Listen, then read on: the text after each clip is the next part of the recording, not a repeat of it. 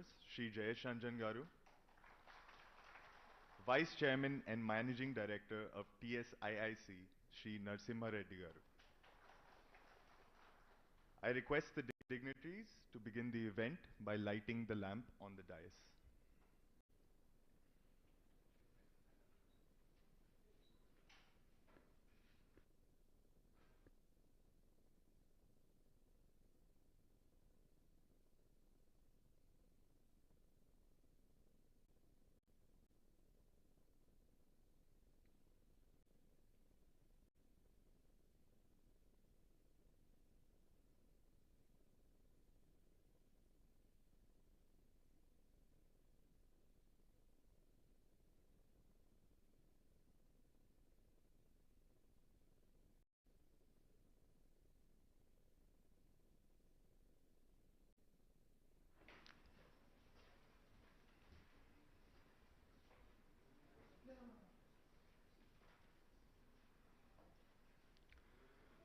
I now request our Managing Director, Srinivas Garimella Garu, to felicitate KT Ramarao Garu with a bonsai plant.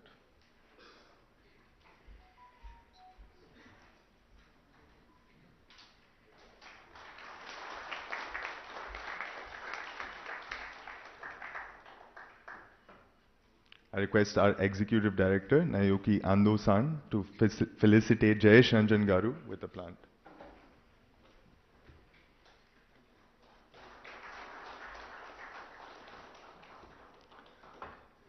I request our Chief Officer for Manufacturing and Operations, Rudra Shibasham Garu, to felicitate Narsimha Reddy Garu with the plant.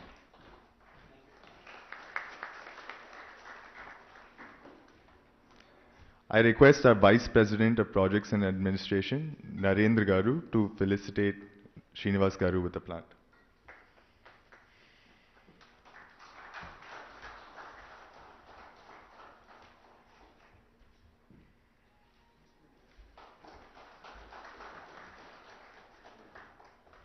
Request our Vice President of Sales and Marketing, Sandeep Garu, to felicitate Ando-san with the plant.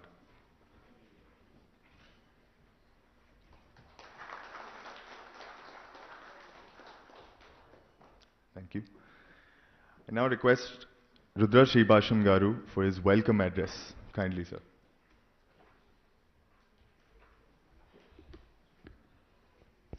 Good morning, ladies and gentlemen. On this momentous occasion, all of us are gathered here to witness the MoU signing ceremony between the Government of Telangana and DAIFUKU for setting up cutting-edge metal handling technology automation product manufacturing facility in the state of Telangana. I, Rudra Sribasham, Chief Officer, Manufacturing Operations, extend my warm welcome to Minister of Municipal Administration and Urban Development, Industries and Commerce and Information Technology, Sri KT Ramarao Garu, Principal Secretary of Industries and Commerce and Information Technology, Sri Jayesh Ranjan Garu, Vice Chairman and Managing Director, TSIIC, Sri Narsimha Reddy Garu, officials from the Government of Telangana, print and electronic media, stakeholders, suppliers and vendor partners, and of course, members from the DAIFUKU family. We sincerely appreciate everyone's presence in the landmark occasion of DAIFUKU setting up its largest manufacturing facility in the state of Telangana to cater to Indian market. And we look forward for the support of Telangana government and the stakeholders so that DAIFUKU can grow, thereby making our state and India proud. Thank you.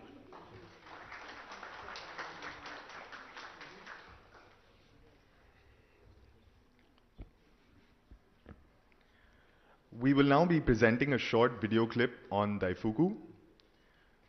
Please.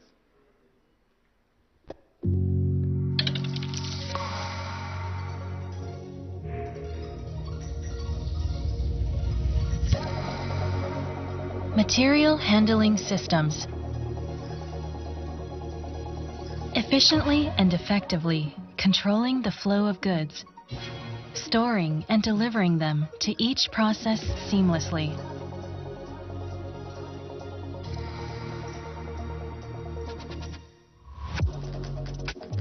It is our desire to serve the whole of society, from industries such as manufacturing, logistics, services, and airports, right down to the daily lives of people through our core competence, automated material handling technology.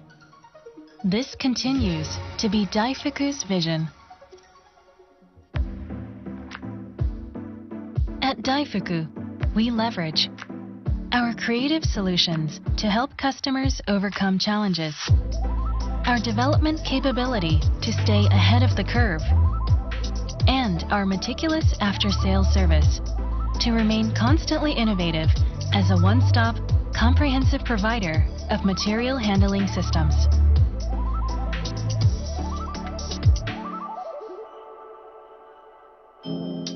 Our business comprises intralogistics, clean room, automotive, airport, auto wash, and electronics. We are continually introducing innovative products to fulfill the wide-ranging needs of our global customers.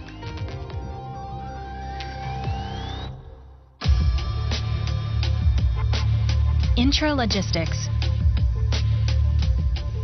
We provide solutions to address a broad range of customer needs in manufacturing, including the food, pharmaceutical, and chemical industries, as well as in distribution, such as retail, wholesale, e-commerce, transportation, and warehousing.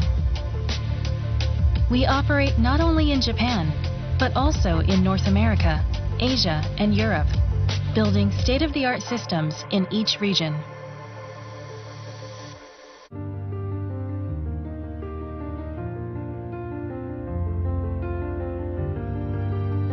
DAIFUKU is committed to making further progress through flexible and creative ideas that remain unconstrained by convention. We strive to inspire society, deliver prosperity, and enhance well-being through our core competence, automated material handling technology. Automation that inspires. We are DAIFUKU.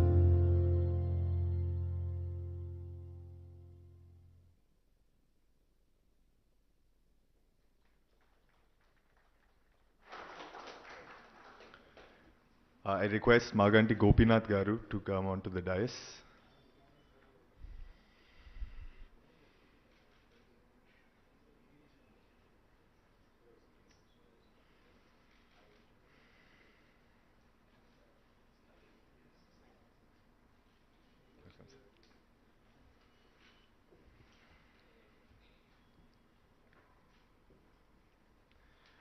We will now be moving on to the event we have all gathered here for, the MoU signing ceremony between the Government of Telangana and DAIFUKU. I request our Managing Director, Srinivas Garimella Garu, and Executive Director, Naoki Ando-san, to accompany the Minister of MA, UD, IT and Industries of Commerce, Shri K.T. Rama Rao Garu, Principal Secretary Garu, and Vice Chairman and Managing Director of TSICs.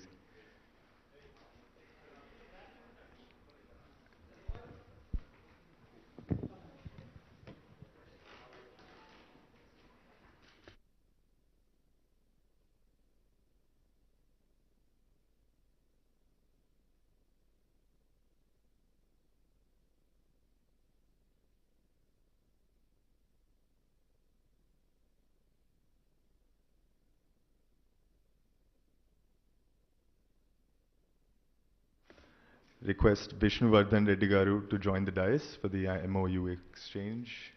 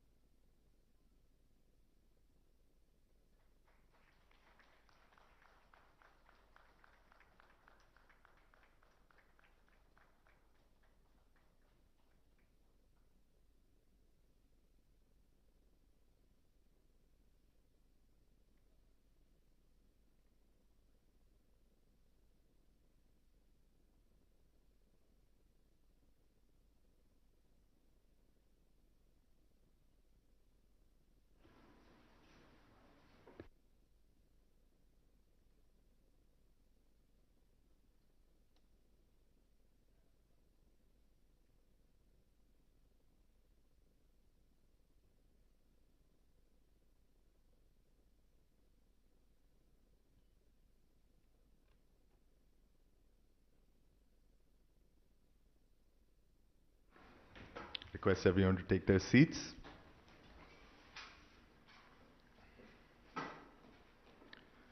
We will now be presenting mementos of our appreciation. I request Srinivas Garu to present KT Ramarao Garu with a memento.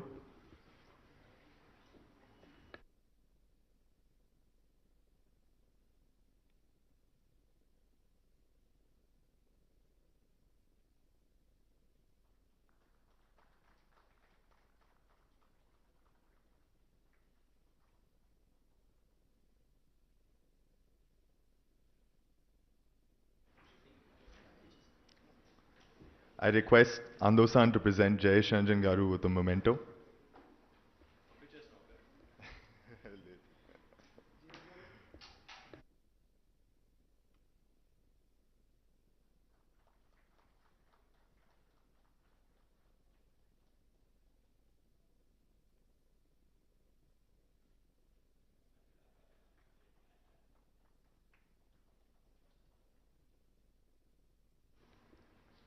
I request Rudra Garu to present Narsimha Reddy Garu with a memento.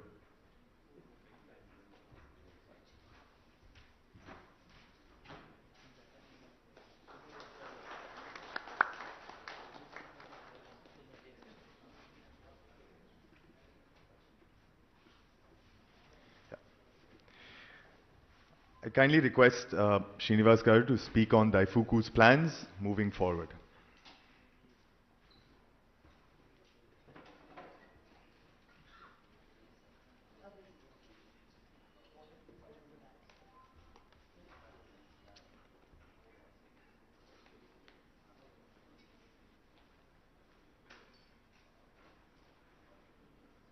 Please excuse me for a minute before I start off with drinking water.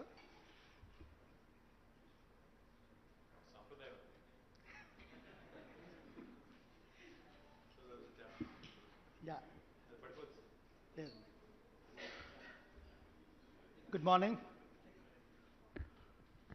Sri KTR Garu, Minister, Jayesh Ranjan ji, Principal Secretary, Narsimha Reddy Garu, TSIC Vice Chairman MD, my co-director Naoki Anderson, MLA Garu, Gopinath Garu, distinguished guests, ladies and gentlemen, a very happy and a warm welcome to all of you on this momentous occasion for both Telangana government and Vega.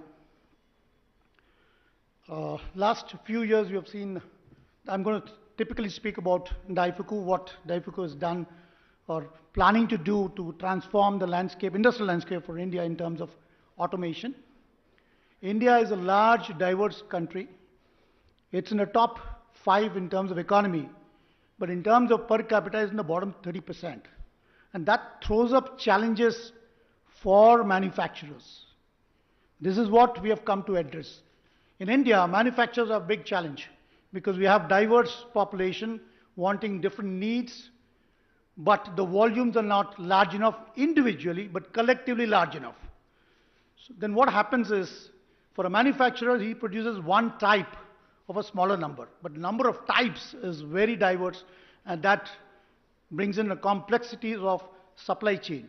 What happens here is, it's a logistic nightmare for a company to ensure that the right product reaches the right consumer. This is where we step in, DAIFUKU steps in, to bring in, to address this complex nature of automation, because volumes don't justify automation investment.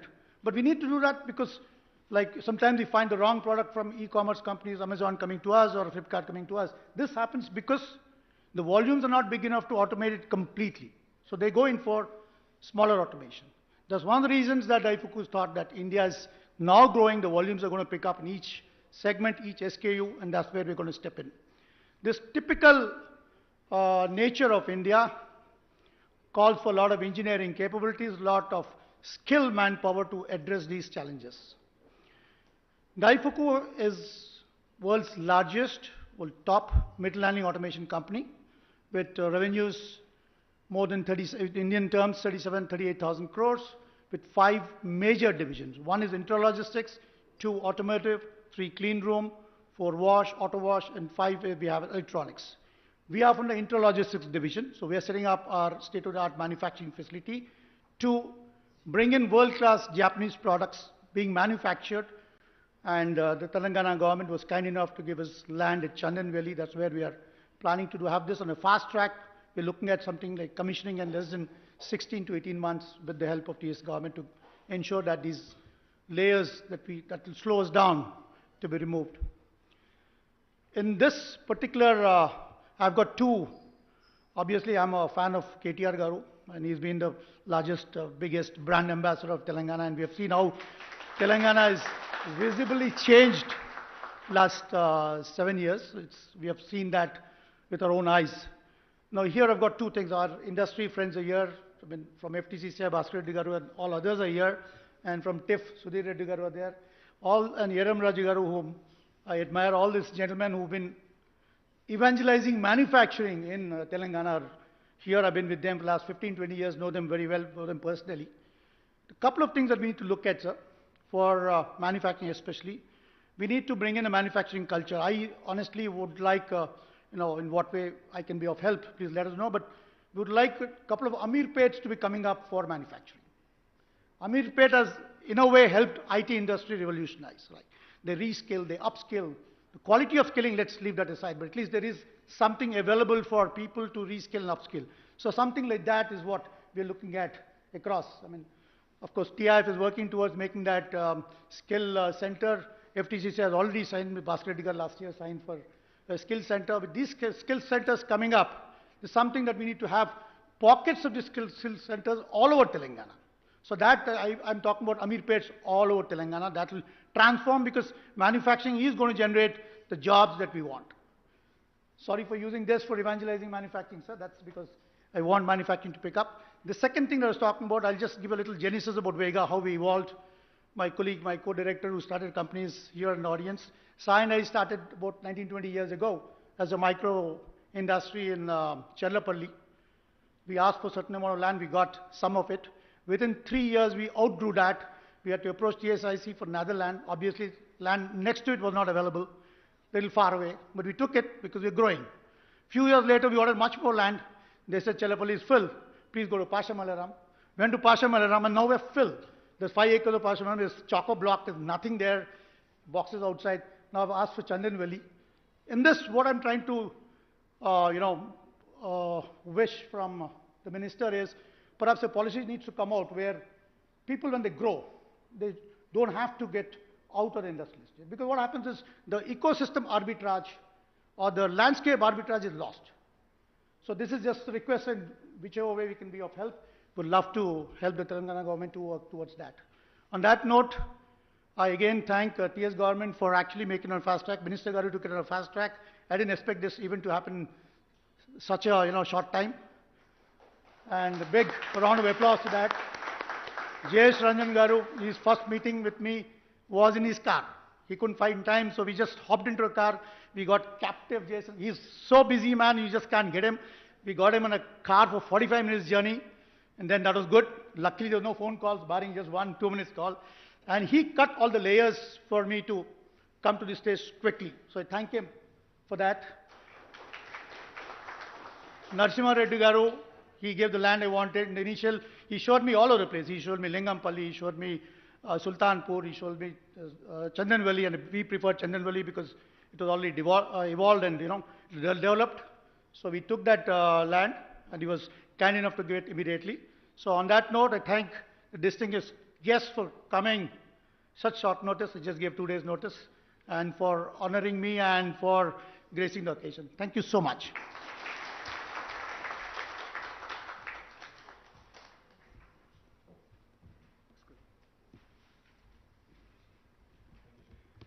Thank you, sir,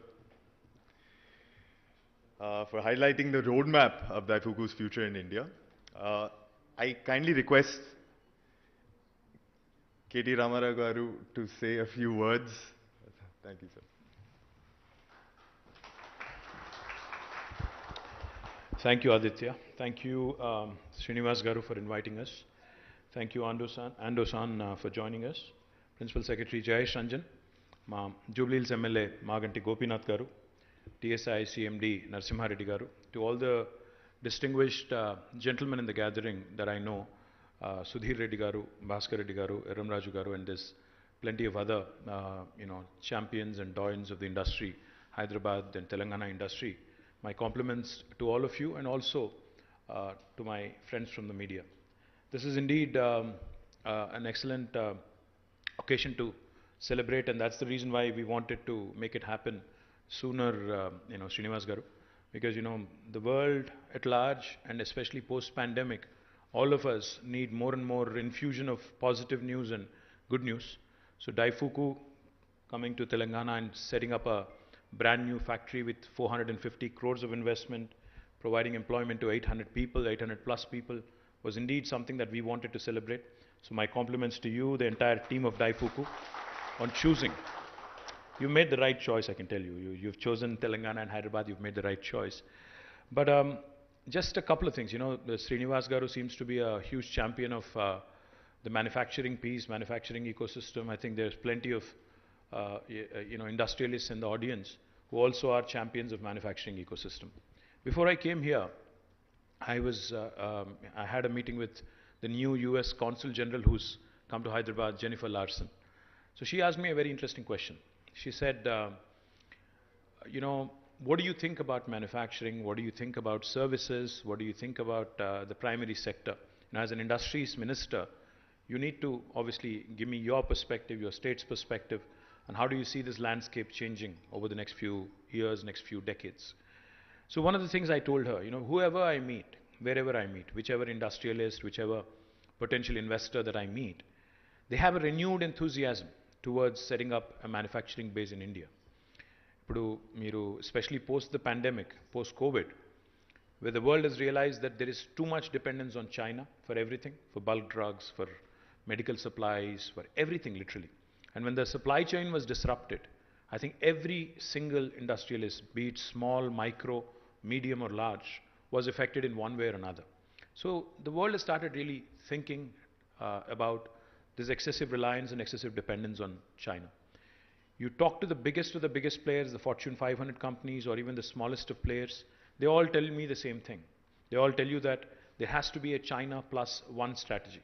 You can manufacture in China for China, but for the rest of the world needs, we need to start looking at other bases.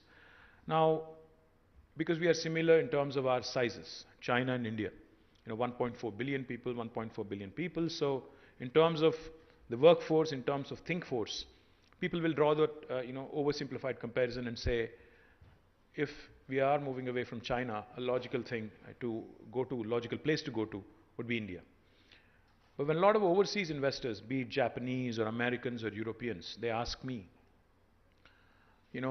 if China is able to do a few things in a certain way, why can't India do it? I only tell them one thing.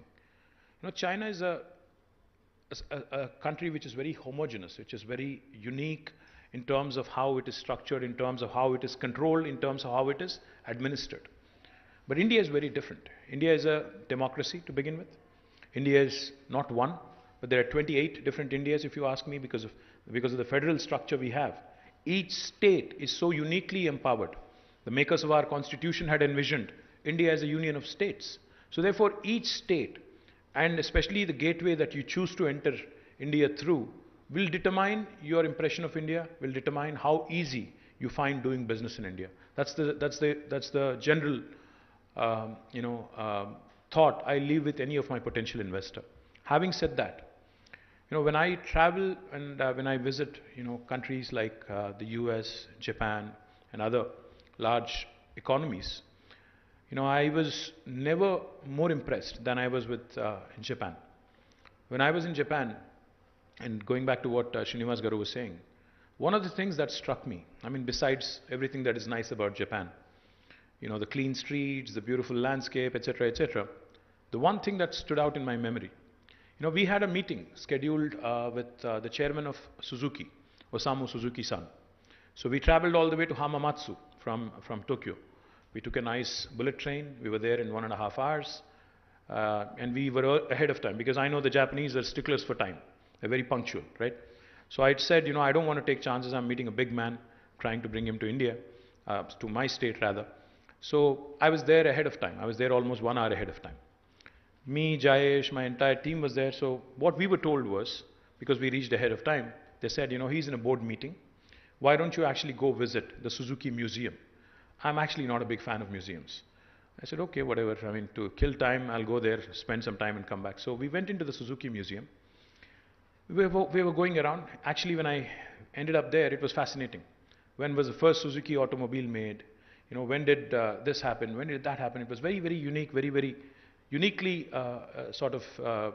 positioned, that museum. And I even found one of Chiranjeevi Garu's pictures there. That's a different story. I'll save it for another day. But we were going through the museum. What I found, to my amusement, and which I thought was very intriguing, was there were a bunch of, I would say, 7 or 8-year-old boys and girls from a school, all in school uniforms, going around the entire museum. I said, this is interesting. I mean, a grown adult like me, I might find this interesting, but what would this be of interest to any of these young kids, especially those in 2nd grade or 3rd grade? Why would this be of any interest to them? So I asked one of my Japanese friends there, I said, what are they doing here? What are the little kids doing here?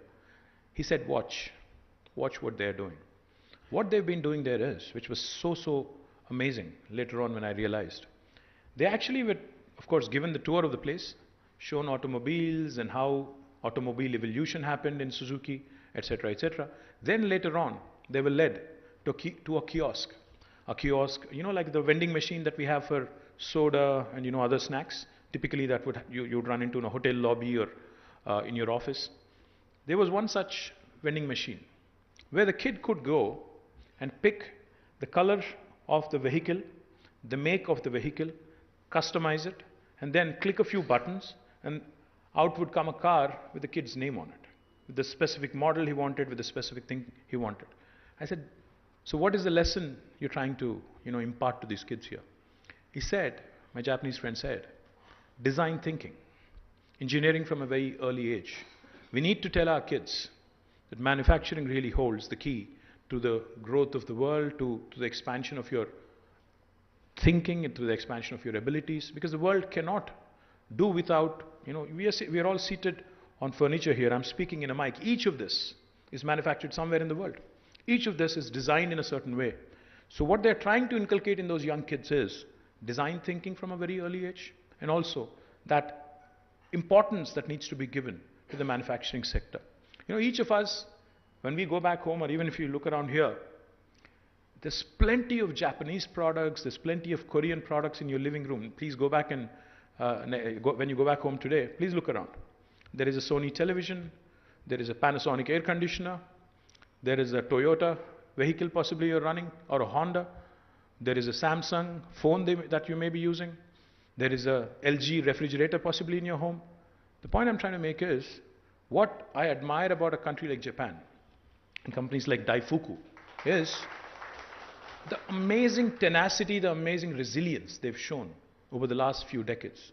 Remember, Japan was the only nation in the world which had experienced the most tragic and most devastating atomic explosion, Hiroshima and Nagasaki.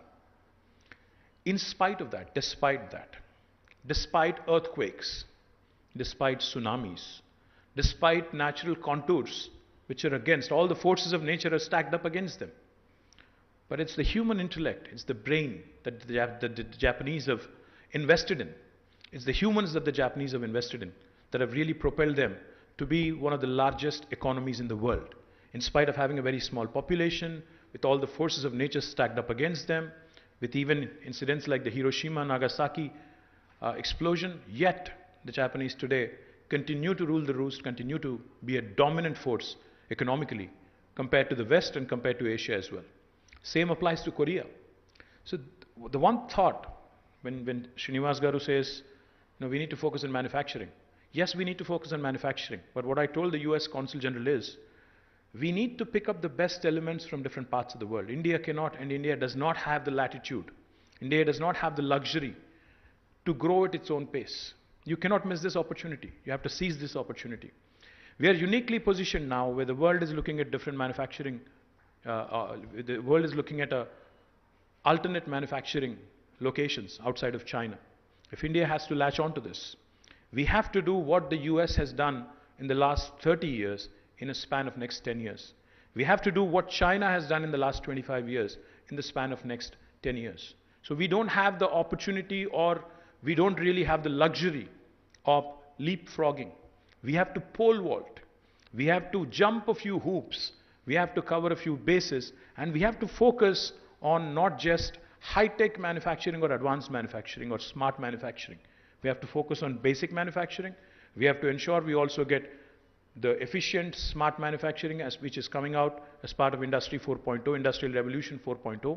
And we also have to ensure that we instill and inculcate design thinking at the school curriculum level, at a very young age, at a school curriculum level, at basic education level, and most importantly, even in the vocational training institutes that we have, the polytechniques, the ITIs, etc., etc. We also need to ensure, in fact, I was talking to Procter & Gamble yesterday, myself, Jayesh, we had a meeting with them. Right after the meeting, when I told them that I want you to enter, and I want you to enter, they have a huge manufacturing facility here where they produce liquid detergent and a bunch of other things from Telangana. So I told them, I want you to actually tag along one of my institutes, in fact, the IIIT in Basra, where we have some brilliant, brilliant youngsters. I told them, please tie up with them and please create an apprenticeship model where the kid who's studying there in engineering or +2 can actually come over, spend 6 months in your, or as an intern or apprentice in your facility, in your manufacturing facility. And it's a win-win proposition for you and them. Because once you like, what you see, you obviously have the luxury of giving them an opportunity to work with you. And the kid also, the students also get an opportunity to learn. So we need 4 things. 1, like I said, basic design thinking at school level. At a higher education level or vocational training level, we need to ensure an apprenticeship model happens. 3, we need to compete on scale. If you want to compete with the large manufacturing countries like China, we of course need to do, we of course need to create the world's largest pharma parks, world's largest industrial parks, and through which economies of scale are bound to come. I'm delighted Sudhir Reddy Garu is doing something truly unique. With TIF and TSIAC, we are building up one of Telangana's largest industrial parks in Dandumalkapur. I'm delighted it's shaping up really well, Sudhir Anna. Thank you very much. I would wish FTCCI, I would wish CII, I would wish FICCI, I would wish the Japanese also come together and create such large parks. And going back to your point, Srinivas Garu, about how you ran out of space in Cherlapalli and Pashamailaram, we need to learn from the Japanese there as well. They have done some very, very smart things. Either they have gone underground in some cases or they have even gone up vertically.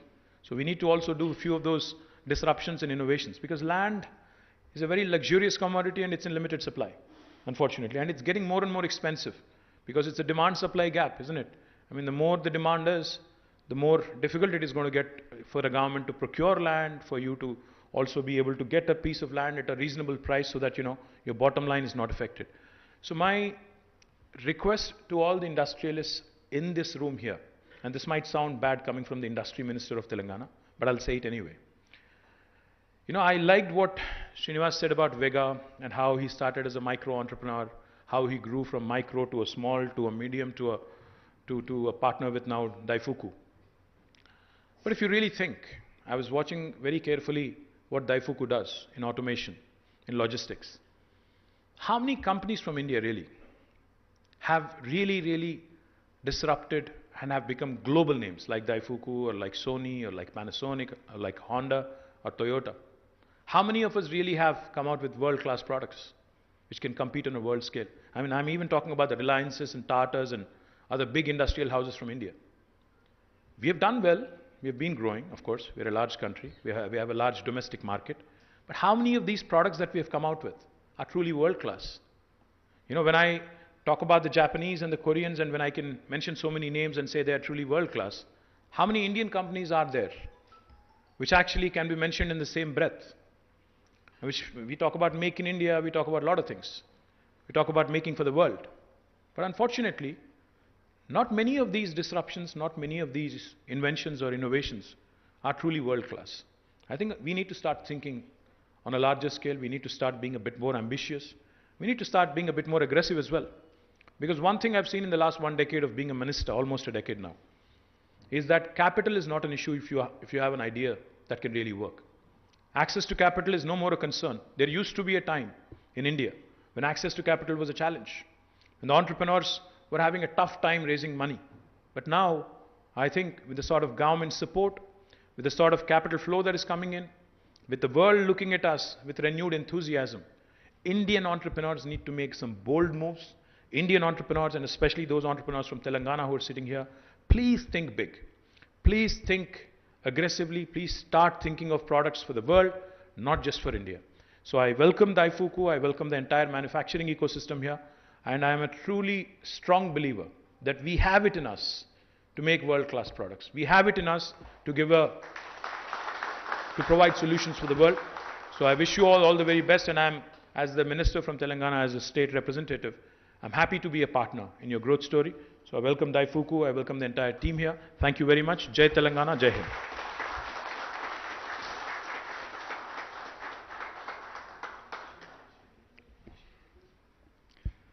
Sir, thank you for your kind and motivating words. We deeply appreciate your vision and conviction in taking our state to new heights. Thank you very much, sir.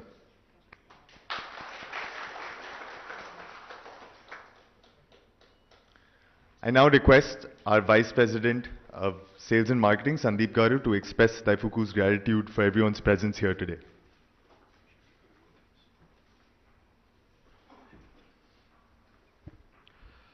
Good morning, everyone. I, Sandeep Chakravarti, the Vice President, Sales and Marketing, would like to thank the Honorable Minister for Municipal Administration, Urban Development, Industries and Commerce and Information Technology, Government of Telangana, Shri K.T. Ramarao Garu, Principal Secretary of Industries, Commerce and Information Technology, Government of Telangana, Shri Jayesh Ranjan Garu, Vice Chairman and Managing Director, TSIIC, Government of Telangana, Shri Narasimha Reddy Garu, officials from the Government of Telangana, friends from the print and electronic media, suppliers and our vendor partners, members of the DAIFUKU family, for gracing this momentous occasion with your kind presence. It means a lot to us at DAIFUKU. Thank you all. Thank you very much. Arigato gozaimasu.